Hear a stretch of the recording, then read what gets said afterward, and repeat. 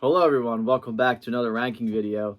Today I decided to rank the studio albums of one of my favorite bands and, in my opinion, the greatest band to come out of Ireland, Thin Lizzy. Thin Lizzy, they first started kind of as a more toned down and was folky sounding band, and they would eventually morph into one of the biggest influences in hard rock and, one of the greatest bands in hard rock. And unfortunately, I still feel they're very underrated. I mean, they deserve to be mentioned up there, along with Black Sabbath. That's my opinion. I'm gonna get right into it. Again, this is just my opinion. I'm only ranking the studio albums. Coming in last for me, these are all great albums, but coming in last for me is the self-titled debut album, which is called Thin Lizzy. They didn't quite have their sound yet,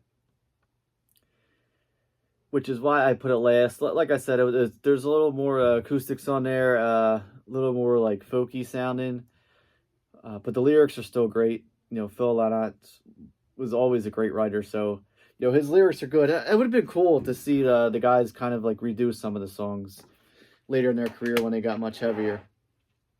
Coming in next, their sophomore album, Shades of a Blue Orphanage. Again, you hear the band getting a little harder, but they still have that folky, I guess the kind of like an Irish folklore sound to them. Obviously, the songs of Ireland were a huge influence on Phil, being from there. This was released in 1972. I mean, the opening track's pretty cool. The rise and dear demise of the funky nomadic tribes. Buffalo Gal is probably my favorite off of here.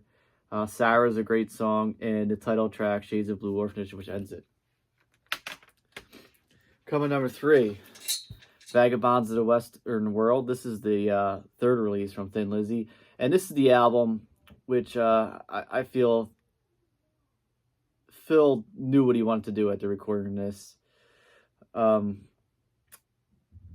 The Rocker is a great song off here. It's definitely heavier than the stuff they did on their first two albums. Whiskey in the Jars on here, which would become I don't know, it wasn't really a big hit. I guess it was the first hit for Thin Lizzy, but it's not huge. It's more like a cult song. I feel like a lot of people love it, a lot of people know it, but it didn't really get any radio play. And of course, Metallica covered it, and they made it much bigger. Okay, coming in number 4 for me, Chinatown. Okay, Chinatown, released in 1980. Still featured this featured Snowy White on guitar, along with Scott Gorham. Some good stuff on here. Genocide, Killing the Buffaloes. I would say that's probably my favorite. The title track, Chinatown's good. Killer on the Loose is really good. Yeah, overall, decent album. Really heavy. I never really liked the cover art that well. I mean, I get it. It goes with the title of the album, Chinatown, but I just feel like they could have did, I don't know. I mean, the dragon's cool, but I feel like they could have did something a little better than that. Coming next, Renegade. Another album to feature Snowy White on guitar, along with Scott Gorham. This was released in 1981. Really good album. Opens up with Angel of Death, one of my favorite Thin Lizzy songs. The Pressure Will Blow is awesome. Mexican Blood's great. The title track, Renegades, is really good. But yeah, it definitely has that really a hard rock crossing into metal sound, and I think with Snowy White being more of a I think he leaned more towards metal than Brian Robertson, so that's why they get this little heavier sound on here. Coming next, Fighting. Great album. I mean, this album's so good, it's hard for me to rank it this high or this low. Opens up at Rosalie, such a great song. Suicide is awesome. Fighting on My Way Back, King's Revenge, Ballad of a Hard Man, and ends it. It's a great song. I mean, just that the cover art is great. If you see the four guys there, and this is I believe there was 2 covers released, an alternate cover. Maybe one was released in the UK or Ireland, and one was released in the United States. But this is the edition I have. This is an import CD on Vertigo Records. Remastered in 1996, originally recorded and released in 1975. Coming in next, very important album for Thin Lizzy. This is the album that cemented Thin Lizzy as a four-piece by Phil adding Brian Robertson and Scott Gorham on guitar, and in my opinion, they almost I know they didn't create it, but I'm gonna say they created the twin dual guitar lead.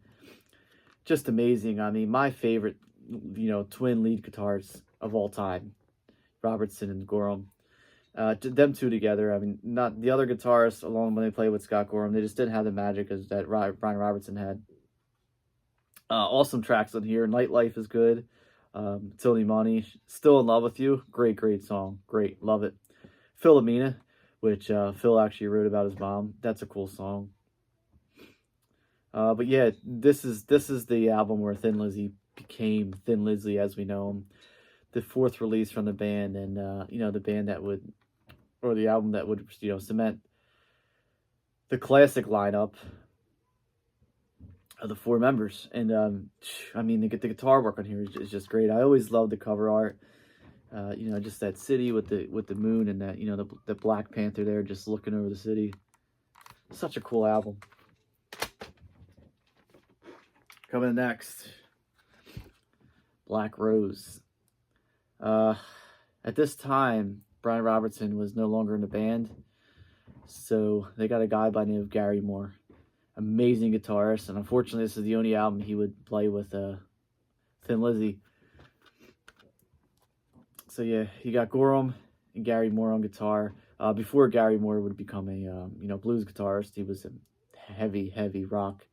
Amazing guitarist no matter what he plays. But this album is really heavy. The opening, Do Anything You Want To, Toughest Street in Town, S&M, Waiting for an Alibi, Sarah, great on here. And yeah, the like 7-minute track that ends this, Rose and Dub, Black Rose, a rock legend. So cool. I mean, the cover art is amazing. It's got that Black Rose here. Actually, hold on 1 second. I wanted to bring this out. I actually saved this for this video and this album, but I forgot to put it out. It's a little more Halloween colored. But there's my Black Rose. I'll leave that right there. Unfortunately, it's green and orange and not red like the album, but yeah. Black Rose, one of my favorite Thin Lizzy albums. It was coming at number 5 for me. Coming at number 4. A lot of people think this is Thin Lizzy's greatest album, and it's hard to argue with. Johnny the Fox. Great album. Great album. This was released right after they really broke through with Jailbreak. Really cool stuff on here. Johnny, Rocky, Borderline, Don't Believe a Word, Fool's Gold, Johnny the Fox meets Jimmy the Weed, Old Flame, Massacre, Sweet Marie, Boogie Woogie Dance. To me, I always felt like this could have been a kind of like a mini rock opera concept album. Only because before I heard this and I seen this, Johnny, Rocky, Johnny the Fox meets Jimmy the Weed. I mean, you see, it's called Johnny the Fox. You see the title Johnny pop up, more than one on title tracks, but it's really not. But again, great guitar work on here from Gorham and Robertson. Amazing album.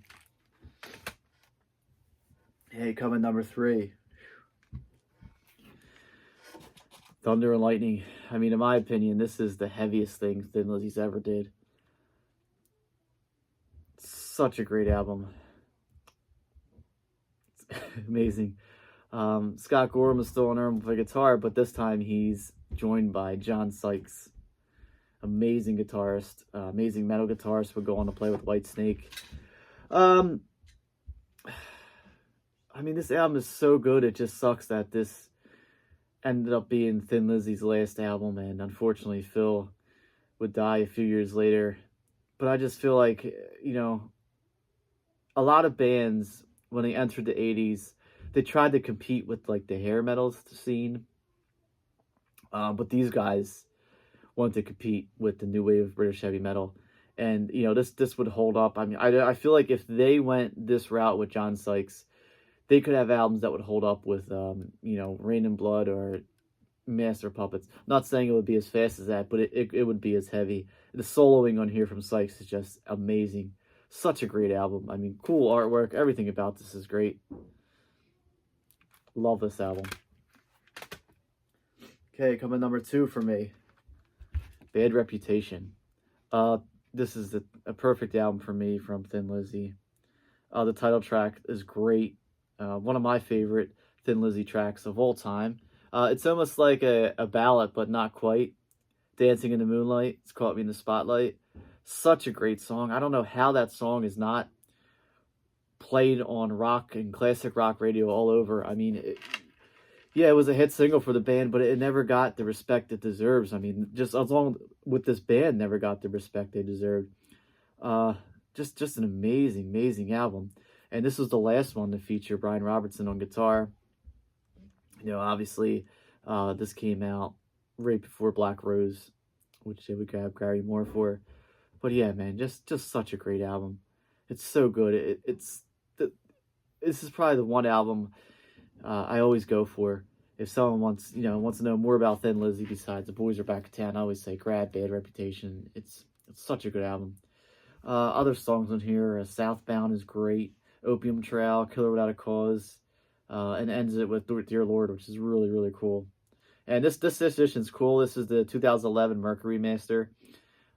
Features 5 extra tracks on there, including a live BBC session of Dancing in the Moonlight. And coming in number 1 for me, if you know anything about Thin Lizzy, you notice this album was missing, so it's kind of obvious now.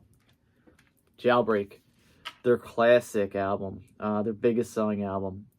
A lot of people were like, a lot of Thin Lizzy fans are kind of like, well, that album's overplayed. Boys in Back of Town are overplayed. I don't care. I love it.